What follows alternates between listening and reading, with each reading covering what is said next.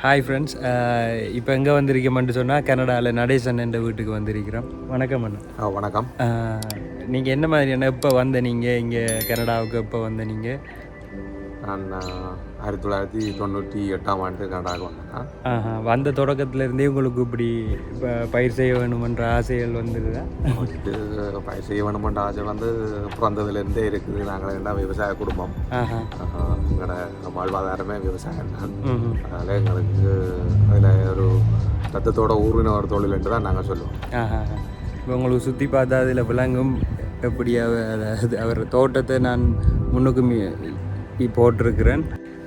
சரி அண்ணா, நீங்கள் இங்கே கனடா வந்த பிறகு தோட்டம் செய்கிறதுக்கு வேணுமென்ட்டு உங்களை தூண்டின காரணம் என்ன? காரணம் என்று சொன்னால் நாங்கள் தோட்டம் இப்போ வெளிநாட்டுக்கு வந்த காலத்திலேருந்து எங்களுக்கான அமைவிடம் வந்து சரியாக இல்லை. கனடா வந்த காலப்பகுதியில் அதுக்கான ஒரு சூழ்நிலை அமைஞ்சிது.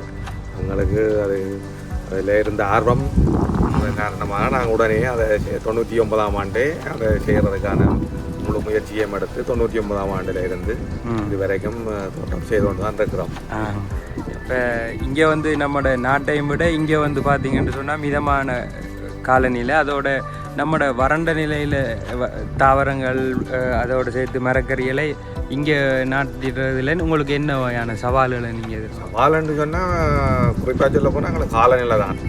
அது வந்து எங்களோட நாடுகளில் வளர்க்கப்படுகிற புடோல், பாவல், பைத்த, மிளகா அதுகள் எல்லாம் வந்து கனடா காலநிலைக்கு ஒவ்வாத ஒரு பயிர். இருந்தாலும் நாங்கள் அந்த காலநிலை சவால்களை எல்லாம் முறியடித்து வெற்றிகரமாக 25 வருஷமாக செய்து கொண்டிருக்கிறோம். இந்த தோட்டத்துக்கு நீங்கள் சாதாரண மண்ணை தானே போடுறீங்க, இல்லாட்டி எதுவும் வாங்கி மண் போடுறதா, இல்லாட்டி பசலைகள் எல்லாம் எப்படி போடுறீங்க? இதுக்கு வந்து நாங்கள் அக்டோபர் மாதத்தில் வந்து இதில் புடுங்குற எல்லா இலைகள் கழிவுகளை எல்லாத்தையும் பண்படுத்தி மண்ணுக்கே போட்டுருவோம். அதன் பிற்பாடு பண்ணையிலேருந்து மாட்டெரு வண்டி போட்டோம் நாங்கள். அது வந்து நீங்கள் மாட்டெரு வந்து மே மாதம் போடக்கூடாது. நாங்கள் அக்டோபர் மாதத்திலேயே மாட்டருவை போட்டு நிலத்தை பண்படுத்தி விடுவோம். புதுசாக மாட்டருவை போட்ட மட்டும் சொன்னால் அந்த அதில் வர பக்க வந்து எங்களோட பயிர்களை தாக்கும்.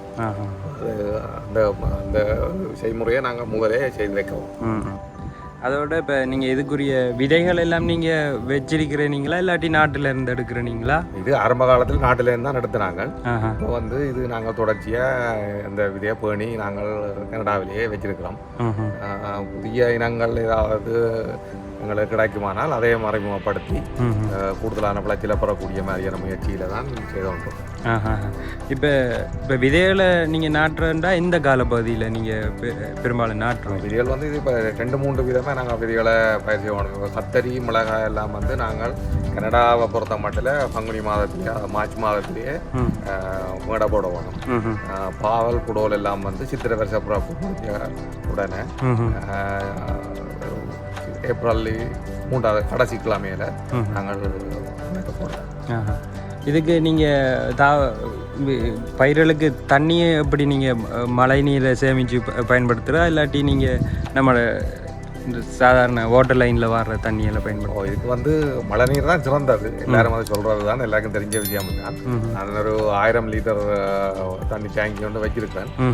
அதில் சேகரித்து ஆரம்ப காலங்களில் எங்களுக்கு அந்த 1000 லிட்டர் அப்படியே காணும். அதில் வந்து எங்களுக்கு தண்ணி பில் கட்டணுமென்ற ஒரு பிரச்சனையும் இருக்கிற இல்லை. அதை விட பயிருக்கு சிறந்த இதாக இருக்குமென்றதுக்காண்டி நாங்கள் மழை நீரை தான் பயன்படுத்தும். அதோட இந்த பயிர்களுக்கு வந்து இப்போ நோய் தாக்கங்கள் ஏற்படுற இல்லையா, அதுக்கு நீங்கள் எதுவும் கிருமிநாசினி, ரசாயன கிருமிநாசினி பயன்படுத்துகிறா, இல்லாட்டி நீங்கள் ஆர்கானிக் பயன்படுத்த? நோய் தாக்கங்கள் வராமல் இல்லை, வராதான் செய்யும். இப்போ இலங்கையோட ஒப்படைக்க குறைவென்று தான் சொல்ல வேணும். இருந்தாலும் தாக்கங்கள் இருக்கும். அதுக்கு வந்து கனடாவை பொறுத்த மட்டும் ரசாயன கிருமிநாசினிகள் வந்து எல்லாம் வந்து ஒரு பவர் குறைஞ்சதுகள்லாம் இருக்கு.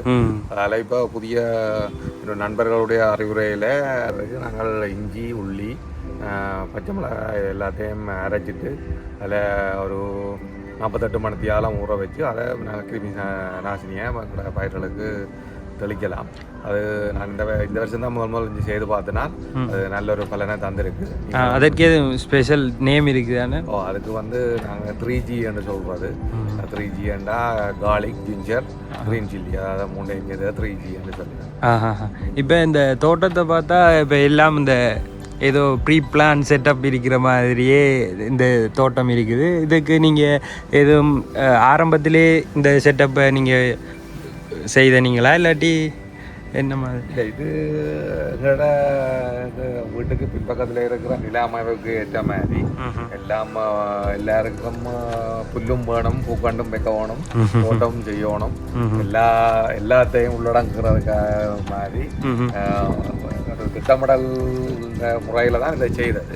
ஆனால் அது எல்லாரையும் கவர்ந்துருக்கிற மாதிரி தான் நான் நினைக்கிறேன். நீங்களும் பார்த்து தான் சொல்லணும் அது உண்மையாக எங்களோட திட்டமிடல் சரியோ இல்லாட்டி ஏதாவது உங்களோட கருத்துக்களையும் சொன்னீங்கன்னா மாற்றி அமைக்கலாம்னு சொன்னால் நாங்கள் மாற்றி அமைக்கலாம். ஆமாம். அதோட வந்து இப்போ பயிர்களை பார்த்தாங்கன்னு சொன்னால் இந்த வேலியோரம் தக்காளி நாட்டியிருக்கிறீங்க, பயத்தை இங்கால நாட்டியிருக்கிறீங்க, அங்கே புடோல் அங்கால, அப்படி ஒவ்வொன்றுக்கும் ஒவ்வொரு இடத்துக்கும் வைக்க வேணுமென்று நீங்கள் எதுவும் ஃபார்முலா இருக்குதா இல்லாட்டி என்ன மாதிரி செய்கிறேன்? இது வந்து என்னென்னு சொன்னால் நாங்கள் வந்து சூரிய ஒளியை மையப்படுத்தி தான் நாங்கள் சாலை மேலே எந்த பயிருக்கு கூடுதலான வெயில் தேவை, பின்னேரங்களில் எந்த பயிருக்கு வெயில் தேவைன்னு சூரிய ஒளியை மையப்படுத்தி அதற்கு அமையத்தான் இந்த பயிர்களை நாட்டியிருக்கிறோம். தக்காளி வேலிக்கரையில் நட்டதுக்கான முதல் காரணம் வந்து வந்து நாங்கள் உண்மையான முறையில் வந்து பயிரை சீர் செய்யலாம், நேராக கட்டக்கூடிய வாய்ப்பு இருக்கிறது. அதனால் நான் வேலியோரம் வச்சிருக்கிறேன். நல்ல முறையில் வளர்ந்துருக்குன்னு நினைக்கிறேன். பல இன்னும் ஒரு 2-3 கிழமையில அதனோட பலனை நாங்கள் புறக்கூடிய மாதிரி இருக்கும்.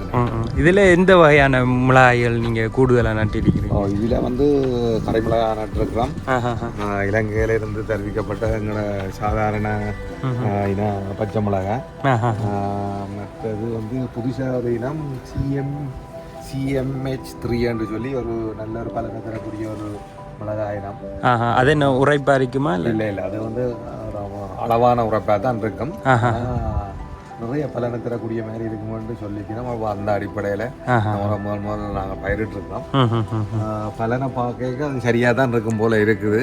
நீ அடுத்தடுத்த கட்டங்களில் நான் தொடர்ந்து அதுதான் பயிர்வதாக திட்டமிட்டுருக்கேன். அதோட கரிமிளகாயும் இருக்குது, என்ன இந்த நிறைய காய்ச்சி இருக்குது. இது நீங்கள் வளமையாக கரிமிளகாய் பயிரிடுறதா? நீங்கள் பயிரிடுறது, ஆனால் எங்களோட வீட்டில் பெரிய விருப்பம் குறைவு. ஒரு ஆள் தான் கூடுதலாக விரும்பி சாப்பிட்றது, அதில் குறைவாக தான் பயிரிடுறாரு. இந்த முறை கொஞ்சம் கூடுதலாக நட்டுருக்குது, பல நல்லா இருக்குது. எதிர்காலங்களில் இன்னும் கொஞ்சம் கூடுதலாக நடுறத நினச்சிருக்கோம், பார்ப்போம். ஓகே. அதோட புடோலும் நம்மளோட நாட்டில் இருக்கிற மாதிரி கடும் நீட்டாக பெருசாக காய்ச்சி இருக்குது. இதுக்கு எதுவும் விசேட பசலை இன்னும் போடுறீங்களா இல்லாட்டி? விசேடமாக இல்லை, இதில் உள்ள இனங்கள் தான். நாங்கள் இந்த இனங்கள் வந்து இப்போ இதில் இருக்கிற இந்த பச்சை புடோல் வந்து கிட்டத்தட்ட 15 வருஷமாக இருக்குது. இது வந்து மாறி மாறி வேறு இந்த வருஷம் பெரும் அடுத்த வருஷம் இல்லாமல் போகும், மாறி மாறி அது அந்த அடிப்படையில் வேறு எல்லாம் இது இருக்கிற இனங்கள் எல்லாமே நீண்ட காலமாக என்கிட்ட இருக்கிற இனங்கள் தான். அப்போ இதில் விசேஷமாக ஒன்றும் இல்லை. நீங்கள் இந்த விதைகளை காப்பாற்றி வச்சிருக்கிறீங்கன்னு சொன்னால் அதோட இந்த இடத்த வந்து நீங்கள் வளமையாக வந்து கீரை பயன்படுத்துகிறதா இல்லாட்டி நீங்கள் இதில் வேறு எதுவும் நட்டுட்டு அதுக்கு பிறகு நீங்கள்? இது வந்து எங்கள்கிட்ட நிலம் வந்து மிகவும் குறைவாக தான் எங்கள்கிட்ட இருக்குது. இப்போ நாங்கள் வந்து திட்டமிட்டு நான் வெங்காயம் வந்து முதல்ல இதில் பயிரிடுறது. வெங்காயம் வந்து ஏப்ரல் மாதத்தில் பயிரிடலாம்.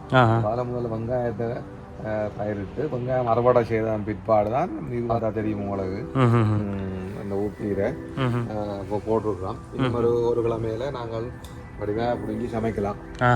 அதுக்கு தயாராகி கொண்டு. அதோட இப்போ வெங்காயம் அறுவடை செய்கிறேன்டா எவ்வளோ நாள் எடுக்கும்? வெங்காயம் இலங்கையில் 65 நாள். நாங்கள் இங்கே வந்து வேதாளக்காயன்னு சொல்லி கொஞ்சம் இந்த பெரிய வெங்காயம் தான் வைக்கிறது. அது வந்து இஞ்சத்தை காலநிலைக்கு ஒரு 75 இல்லை 80 நாள் நல்லது. அதுக்கு வெங்காயம் முக்கியம் இல்லையா, பூ முறைக்கிறதா முக்கியம். வெங்காய பூக்காண்டி தான் வெங்காயம் நடுறது. இந்த வருஷம் தாராளமாக நாங்கள் முறைச்சி சாப்பிட்டுருக்கலாம். அதோட இந்த பாகல்களும் பார்க்குறதுக்கு வடிவாக இருக்குது. இதுக்கும் நீங்கள் வளமையாக போல் பசலை இல்லைன்னா இதுக்கு நீங்கள் இந்த பார்க்கக்குள்ளே இங்கே சேதன பசல இந்த இதுகள இலைகளையே நீங்கள் பிச்சு போட்டிருக்கிற மாதிரியும் இருக்குது. பழங்கள் பழைய பழங்களும் போட்டிருக்குது. நாங்கள் பயிர்களில் பழைய இலைகள் மற்ற பழங்கள் பலதாகிற பழங்கள் அதுல எல்லாம் நிறைய பொட்டாசியம் இருக்கிறத இந்த முகநூல்களில் பார்க்குறோம் நாங்கள். அப்போ அதை இந்த அந்தந்த இதெல்லாம் போட்டுருக்குறோம். அதெல்லாம் வார மாதிரி தான் இருக்குது. அதனால் தொடர்ந்து நாங்கள் இந்த கழிவு மரக்கறிகள் அதுகள் எல்லாத்தையும் பயிரின் அடியில் போட்டுருப்போம். இது வந்து நீங்கள் உங்களோட டூல்ஸுகளை வைக்கிறதுக்கான இடமா?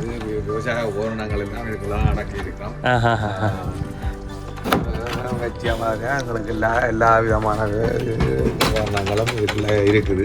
நம்மளோட நாட்டு மண்வட்டியும் இருக்குது. நாட்டு மண்வட்டி இருக்குது, மலை குப்பை உராண்டி இருக்குது, எல்லாமே இருக்குது. ஓரளவு ஒழுங்காக இருக்கிற மாதிரி நினைக்கிறேன்.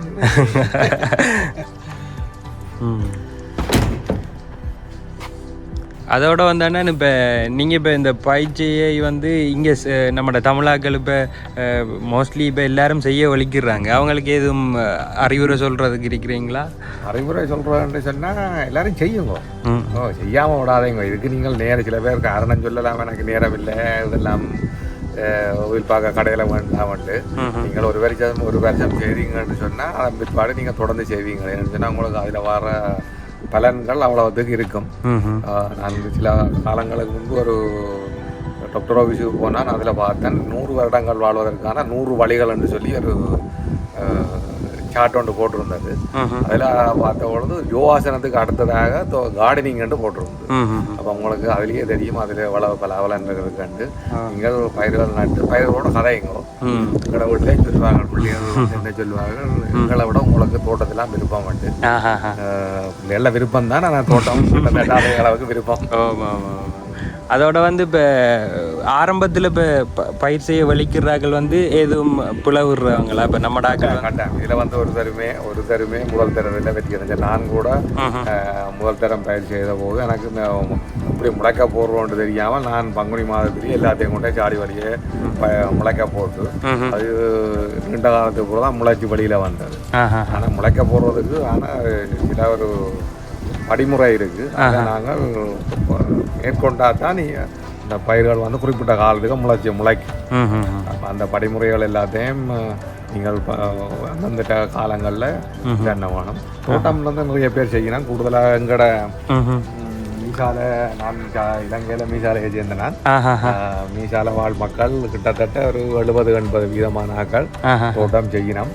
எல்லாரும் ஒருத்தருக்கும் இல்லாதவர்கள் இருக்கிறவர்கள் கண்டுகள் கொடுத்து அப்படி கண்டு இந்த ஆலோசனைகள் எல்லாம் வழங்கி ஒருத்தருக்கு உதவியாக நிறைய விஷயங்கள் செய்யணும். இந்த நண்பர் ஒருவரும் மிகச்சிறந்த முறையில் செய்கிறார், முருகன் என்று சொல்லி. நீங்கள் அவற்ற தோட்டங்களையும் போய் பார்க்கலாம். இதை விட பெரிய ஹானி அவருக்கு சிறந்த முறையில் செய்கிறார். அப்படி நிறைய பேர் செய்யணும். எல்லாரும் செய்யுங்கோ. உழுதுண்டு வாழ்வாரே வாழ்வார், மற்றெல்லாம் தொழுதுண்டு பின் செல்வார். இது வள்ளுவர் சொன்னது, நான் சொல்ல இல்லை. உங்களுக்கு அதோட அர்த்தம் விளங்கும்னு நினைக்கிறேன். விவசாயத்தில் மட்டுமில்ல தமிழ்லையும் நீங்க ஒரு பேர் அறிஞர் அப்போ பாதியிலேயே படிப்பை விட்டுட்டு வந்தாங்க. படித்த அளவில் அவ்வளோதான். எல்லாரும் விவசாயம் செய்யுங்க, சந்தோஷமா இருங்க. உங்களுக்கு பின்னுக்கு இருக்கிற காணியில ஏதாவது 2 பயிரெண்டாலும் நடுங்கோ. அதுக்கான உதவி ஏதாவது சொன்னால் எங்களோட தொடர்பு கொள்வோம். ஓகே, செய்யலாம். ஓகே அண்ணா, நன்றி அண்ணன். உங்களோட தகவல்களையும் உங்களோட அனுபவங்களையும் பகிர்ந்து கொண்டமைக்கு நன்றி அண்ணன். எல்லாருக்கும் நன்றி. ஓகே.